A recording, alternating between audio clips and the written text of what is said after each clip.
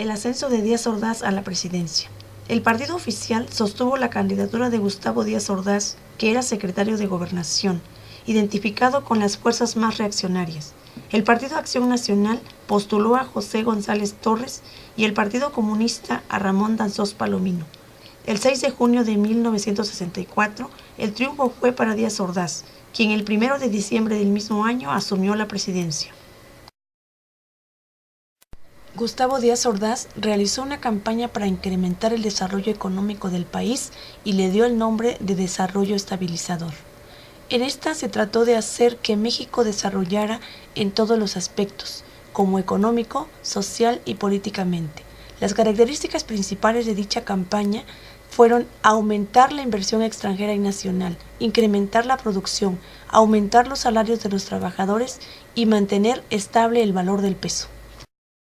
Marcó un cambio en los discursos políticos que se dan cada año respecto a los logros alcanzados durante su gobierno.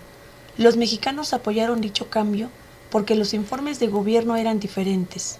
Las características principales de estos fueron que el presidente informó sobre todo lo que se realizó durante un año de administración.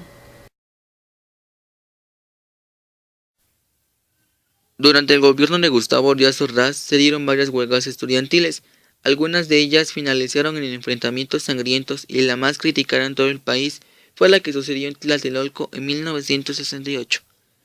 Dicho enfrentamiento se inició después de que las escuelas vocacionales 3 y 5 del Instituto Politécnico Nacional fueran ocupadas por varios granaderos diciendo que iban a tranquilizar a algunos estudiantes que tuvieron problemas con otros de los planteles ya antes señalados.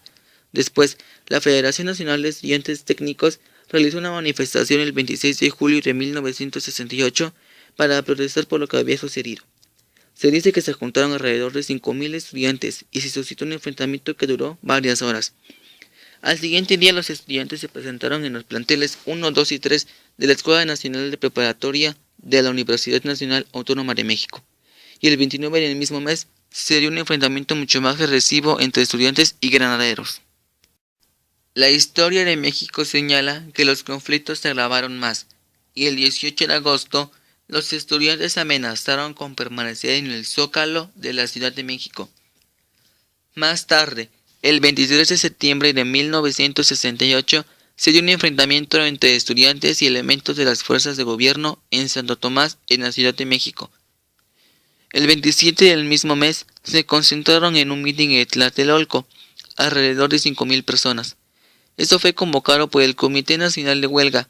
Después se realizó otro mitin el 2 de octubre en el mismo y también asistieron miles de personas, pero esta vez todo terminó de una fatal manera. Cuando el mitin estaba por terminar, el ejército mexicano rodeó la plaza y les dispararon a las personas y estudiantes que se encontraban ahí reunidos. Murieron más de 100 estudiantes y esto sucedió poco antes de que se iniciaran los Juegos Olímpicos en México. Cabe recalcar que este último conflicto llegó al límite de todo.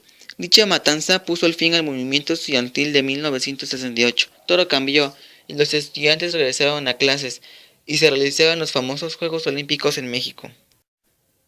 El 1 de septiembre de 1970 se anunció quién sucedería a Gustavo Díaz Ordaz en la silla presidencial.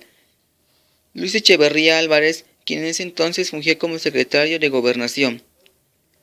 Cuando Gustavo entregó el poder, dejó la vida pública y 7 años después regresó a la política porque en abril de 1977 fue nombrado el primer embajador de México en España.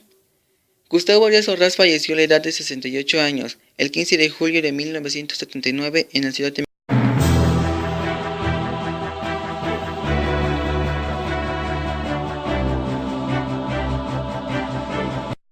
Comienza el mito de la Revolución Mexicana. En esta época de cambios nace Luis Echeverría Álvarez el 17 de enero de 1922 en la Ciudad de México.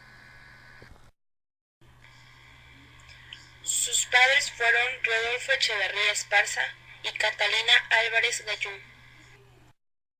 Desde muy pequeño, Luis Echeverría Álvarez soñaba con la política de México, ya que él lograba ver lo que sucedía con la presidencia de Lázaro Cárdenas. Realizando sus estudios, llegó a conocer a su inseparable amigo José López Portillo, quien sería tiempo después el sucesor de la silla presidencial. Luis Luis Echeverría Álvarez decide iniciar sus estudios de Derecho en la Universidad Nacional Autónoma de México, UNAM, donde tiempo después termina su carrera como licenciado en el año de 1945, mismo año en el que inicia su vida política.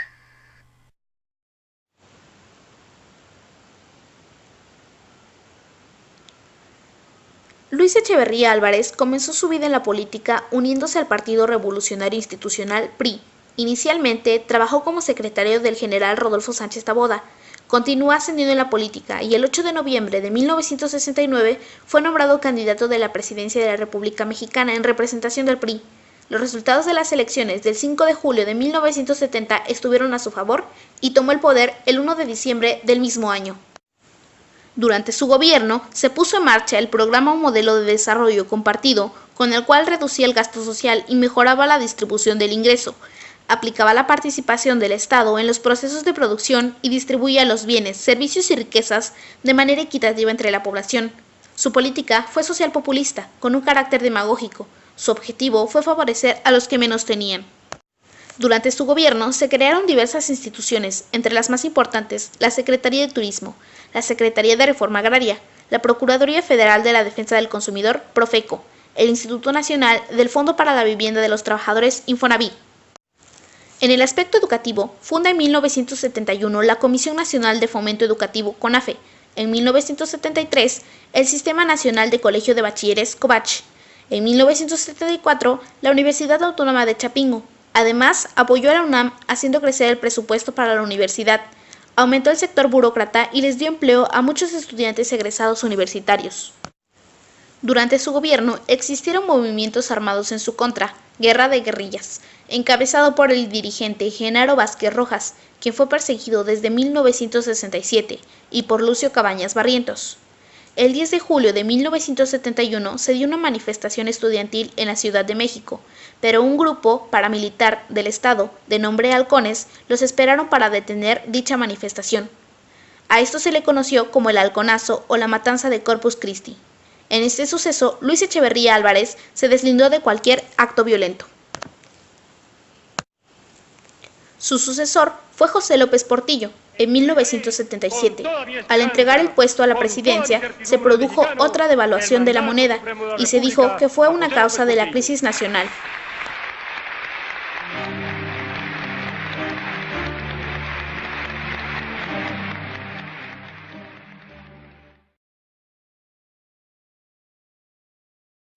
José López Portillo, 56º presidente de México. Su nombre completo fue José Guillermo Abel López Portillo y Pacheco, abogado y político mexicano que fungió como presidente de la República Mexicana durante un sexenio entre de 1976 a 1982. José López Portillo nació en una familia llena de políticos e intelectuales. Estudió leyes en la Universidad de Chile y se graduó en 1945 a la edad de 25 años. Después de un tiempo, estudió el doctorado en Derecho en la Universidad Nacional Autónoma de México, UNAM, y egresó a la edad de 30 años en el año de 1950. En su campaña, López Portillo se lanzó a recorrer todo el país en busca del voto popular, bajo el lema "La solución somos todos". López Portillo sería el primer secretario de Hacienda en convertirse en presidente. Parecía un hombre sensato que sacaría al país de sus aguantes problemas. Desde su comienzo, el gobierno López Portillista debió enfrentar el grave problema de financiamiento. Se necesitaban divisas para impulsar los programas de desarrollo para la compra de equipo de insumos, pero al interior se carecía de capitales y al exterior el crédito estaba prácticamente cancelado. López Portillo desde el principio tuvo estrategias para levantar al país. Durante casi 2 años se produjo un tope salarial del 10% y del encarecimiento de los productos de consumo básico. En 1982, el peso mexicano se devaluó y cayó a 28.50 a 46 pesos por dólar y comenzó el derrumbe que llevó el peso a valer menos de 100 pesos por dólar. Al final de su mandato, La economía estaba muy mal. Portillo en su último informe culpó del desastre a la caída de los precios del petróleo, el incremento de las tasas de interés, a los sacadólares y a los banqueros. Por último, nacionalizó los bancos del país. Fue un sexenio de auge y crisis.